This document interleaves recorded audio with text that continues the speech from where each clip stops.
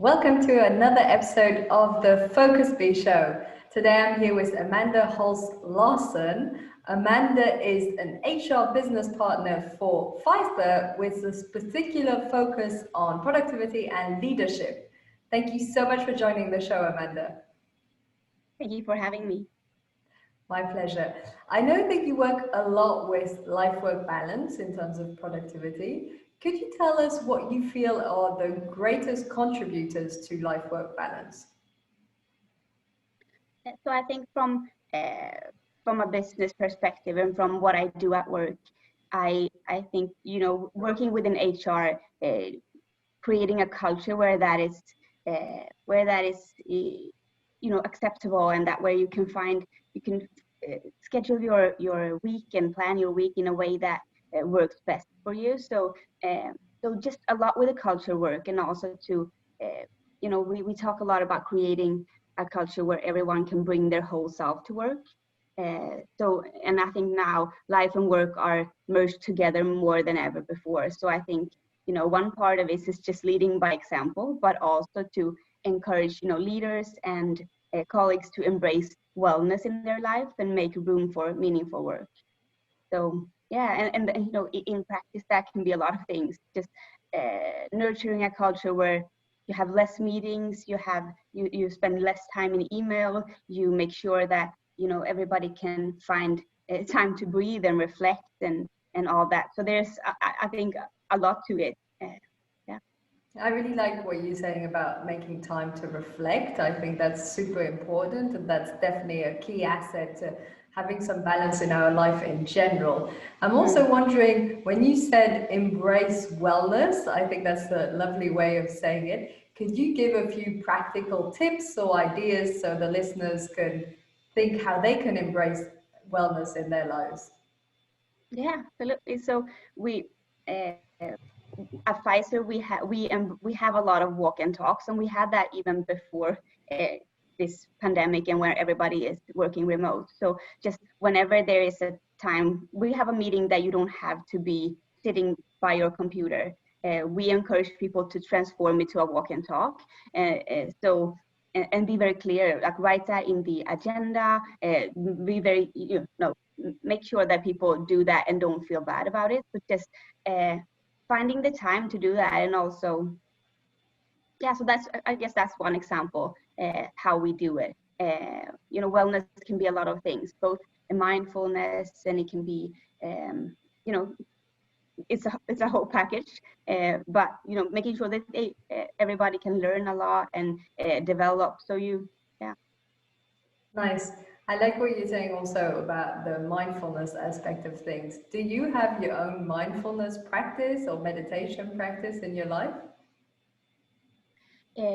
So for me, at Pfizer we actually do it a lot in groups. So when we have bigger maybe conferences, etc., we always start with mindfulness. But for me personally, I start my day in maybe meditation and prayer, and having that kind of a routine in the morning.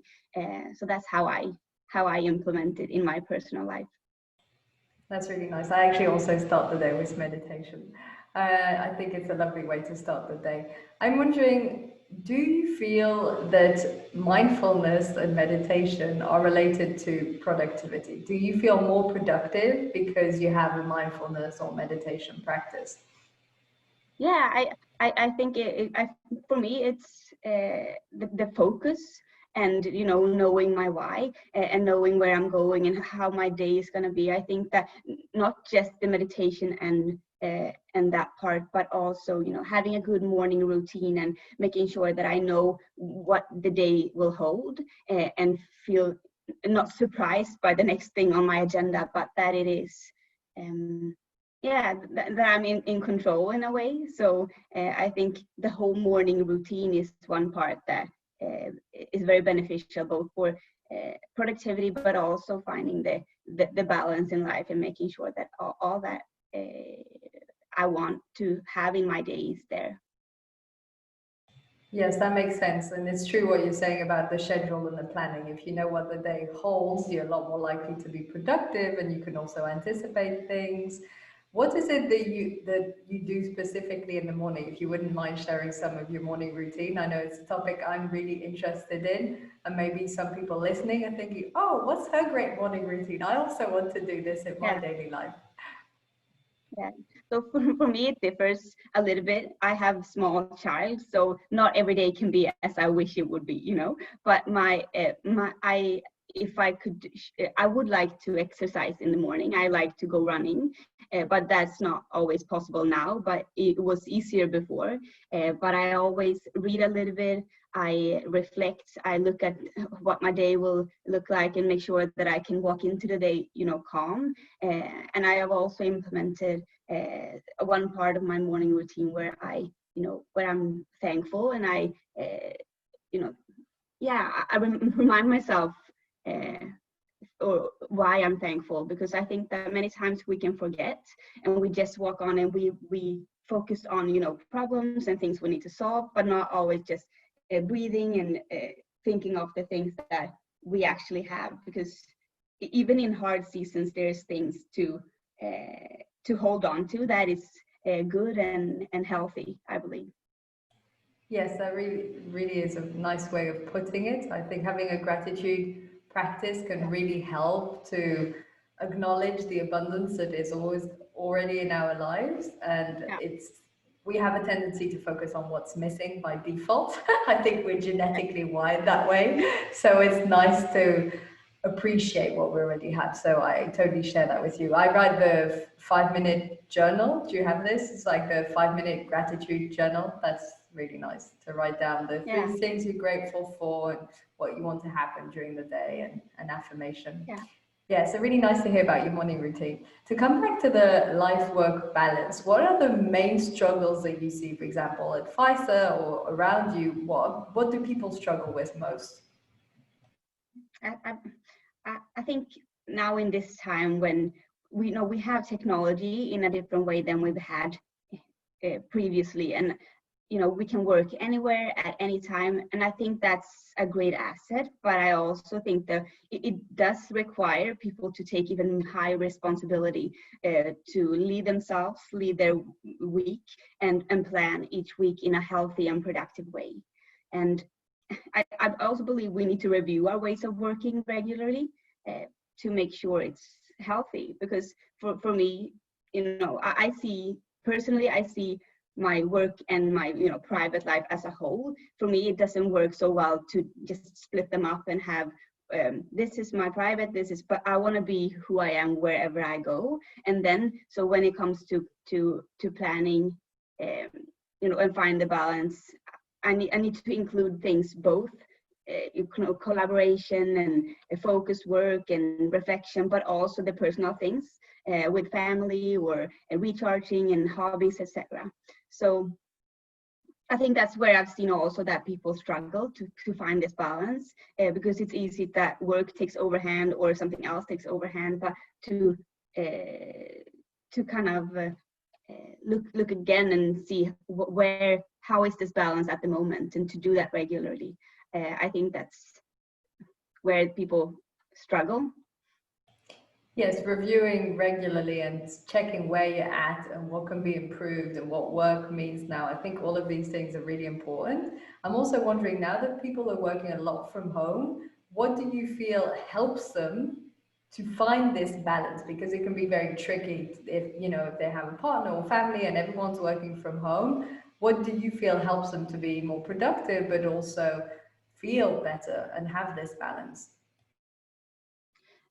When I speak to people, I feel like it's some people love this and feel like it's so much more easy and they don't have to travel and all that. And others are struggling more because they might have kids home or more people working in the same house.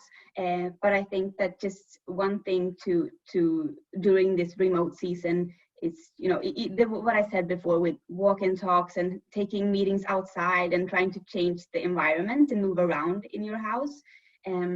But another thing that I think is what you can do with both yourself, but also if you're leading others, is to help people think about when they have their window of productivity. I believe that we are, we are different. Some people are very productive and have a lot of energy in the mornings, while others are way better in the afternoon or evening. So, and there's not a right and wrong way. We're all different, and that's good. But I think that it's important to help people find when they are most productive, and to kind of treasure that time. So if, for me personally, I'm very productive in the morning, so I make sure to not have a lot of, not, I in a way I schedule maybe more difficult tasks and where I need to really focus, because then I know I can get it done and it's not going to be too difficult for me. But I'm not, if we at like maybe 3 p.m., that's not my prime time, and I know that. So I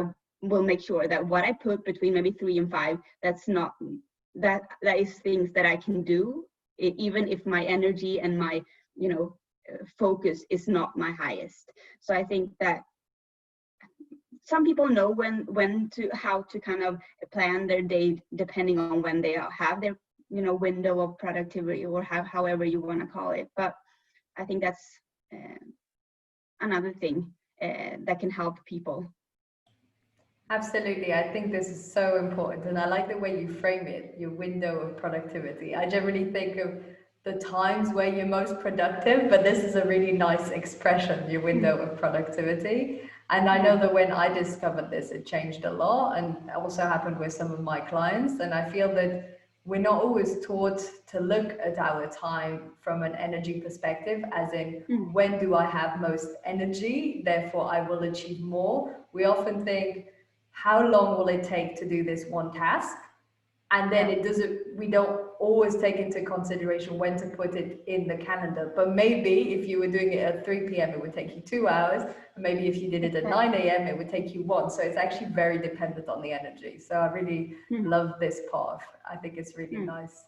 I want to move on a bit to the topic of leadership, because I know you focus on productivity and leadership. How do you feel they relate? Because I do something very similar, which is high performance and leadership, and productivity is a big part of high performance.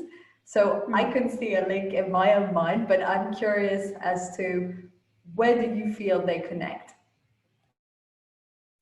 I think they connect a lot. I think that I think we are all examples to somebody, and that somebody will look at us and imitate. So even if you're a, formal manager to somebody, or if you're leading a project, whatever it is, people will have their eyes on you. And I think that as a leader, we need to live by example and show people that you can be in charge of your time and your well-being, and find a good work-life balance, and still be high performing. I think it doesn't have to be one or the other. So I think that's one way to just being responsible for ourselves, and showing that, and then helping others on the way. So that's, if you look at it on a leadership perspective. But also I think in business that increasing the transparency is another part. If it can be shared, why keep it a secret? So to include people, and to encourage people to bring their whole self to work, and also to coach people in that. So I think that there's leadership and productivity is closely connected, and I think that it's something that we can continue working on. It's interesting what you're saying about increasing the transparency. And so do you feel then that if leaders and managers, or the chief executive officer, if they are more transparent, do you feel that encourages more productivity in the company? Yeah, I would say so. Yeah. Interesting. That's like a really interesting point. I've never thought of it that way. Do you feel that it's because the employees then are in an environment of trust, and they're more trusting, and therefore they can maybe share when they're struggling, and they can perform at a better level? Do you feel this is how it's related? Yeah, and yes, exactly. And also that, when there is a transparency in the culture, and in a group, and where then people know what is happening, and people don't have to spend time wondering why are they doing that, and what's happening, and if there's some other reason for us doing in a certain way. But it's very open and honest, and trust is, it's built on trust. So yes, absolutely. Yeah. I like this aspect of trust. Let's dive in a bit deeper. In terms of leadership, when you look at leadership as a whole, what do you feel, aside from transparency that you just mentioned, what do you feel creates an environment of trust?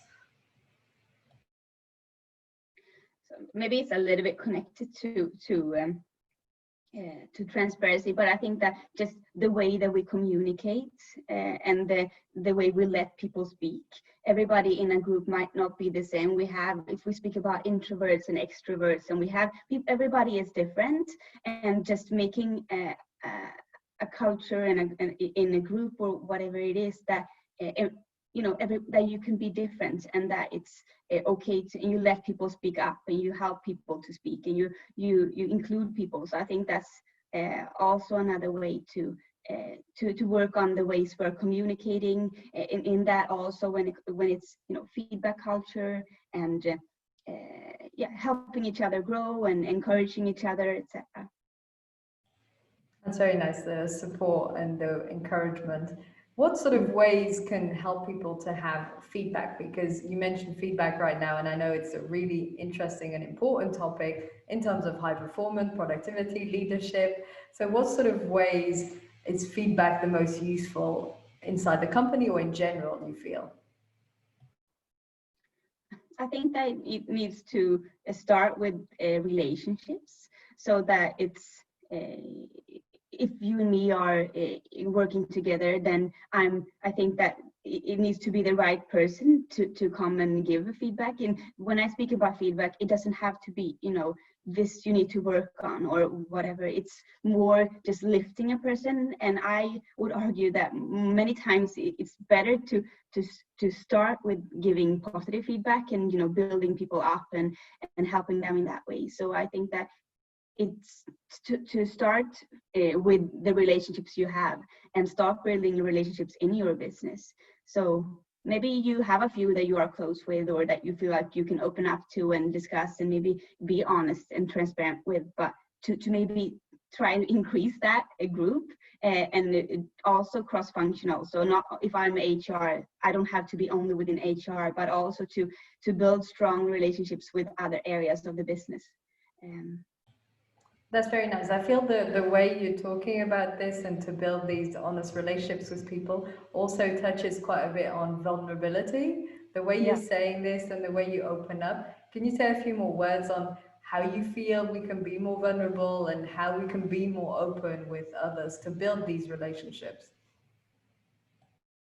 Yeah, I think like if you're a leader, then if you are open and vulnerable and willing to share, and being a little personal sometimes, and showing that I did not do this the best way, then I think that will you know, build a culture where other people can do that as well. So I think just listening and not interrupting, and having you know, making room in your team meetings, or whenever you meet, to actually open up. And yeah, I think, and sometimes that's difficult, because we can't control those conversations, because we don't always know what's going to come up. But to be brave and take that and lift people up, and even if the area might not be work related, to, you know, that it will make a team grow, I believe.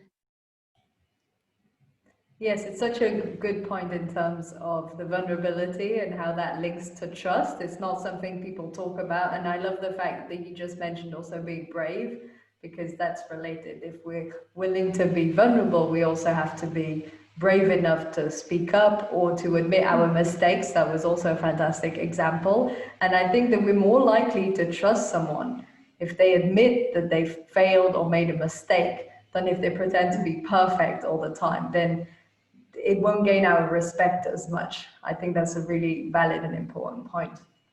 Yeah. And regarding leadership, I'm wondering, do you have any advice or tips on people who want to improve their self-leadership? Because I know that before we can lead others, we have to manage to lead ourselves.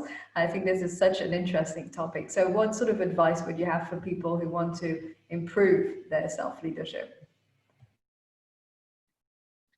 So I think that my advice in this actually is connected to both productivity and well-being, and back to the planning and knowing both what are, maybe take some time and think of what are my long-term and short-term goals, and also maybe aligning them to your calendar and seeing what am I, where are my time actually going? Is it where is it where I wish it was? And if not, and even if it is, then there's always adjustments to do, but to find a few things and to focus on for maybe 4 weeks. So let's say sleep or food, or exercise, or focus time, reflection, collaboration. It could be anything, but just always improving that. And I think that when it comes to, we are all different here, and we have different preferences. Some are very, they like to have everything planned, and others doesn't. And I think that that's also okay to be as you are. But I think that this is not a thing where you do it once and then it's done. I think this is an experimentation. We need to continue to experiment and see, because seasons we differ. Will be seasons where what worked last year might not work next. So to experiment and find things that can improve that, and because I think that having that balance in life is the foundation of self-leadership. And that's so I think just reviewing that and taking some time to do that, because even if we're in a busy season, then maybe that's when we need it most. Yes, that's really wonderfully put. I feel that having that balance and knowing the goals you're aiming for and doing that process regularly can help you both with your productivity, your well-being, and also having one thing to focus on, as you mentioned. So focusing just on the exercise or on how you're eating at different moments is really essential to lead ourselves, to manage our self-leadership, and also to inspire others. As you mentioned at the beginning, leading by example is also a really important point. We're coming to the end of the episode, Amanda. Is there anything else that you feel that we haven't covered that you would like to share with the listeners? Anything regarding a few tips on productivity or leadership, or something that you feel could be beneficial? No, maybe I can just underline again with the experimentation, and that we are, everybody is experimenting, or should, and also that we don't have to do it right the first time. It's better to try, and then maybe it doesn't work, and then we try something new. But not be afraid of failing, but wanting to experiment. And that could be how you want to work with your own ways. There's a lot of different productivity strategies, and there's somebody's work-life balance. Everybody's work-life balance looks different. Some, the balance between the different areas is not going to be the same for everybody. To look at ourselves and try each day and experiment, and realize that we're not in the end. This is a long run, and we want to last for a lifetime. I've seen many people working harder and harder and more, and instead of that freeing up time, it may lead to them being burned out, or that they get even more things on their plate. So just it is important to this topic is very important, and I love speaking about it, but it's also no right and wrong way. So I guess that's so true, so true. No right or wrong way. And I love experimentation. I've experimented a lot also in my life, and I've seen the benefits of being willing to fail and being willing to stand up and try again and try something new and different till we find something that works first for a given amount of time, and then try again. Because as you said earlier during the podcast episode, that we go through different seasons. So it's important to constantly be experimenting and innovating. So thank you for sharing that extra tip. I think it's super valuable. Thank you. Well, where can people find you, Amanda? I guess the best way is on LinkedIn. Perfect, perfect. I'm going to put your contact in the show notes. Thank you so much for being on the show and sharing all of your insights on life-work balance and productivity and leadership. It was really great to have you here today. Thank you. Yeah, thank you. Bye.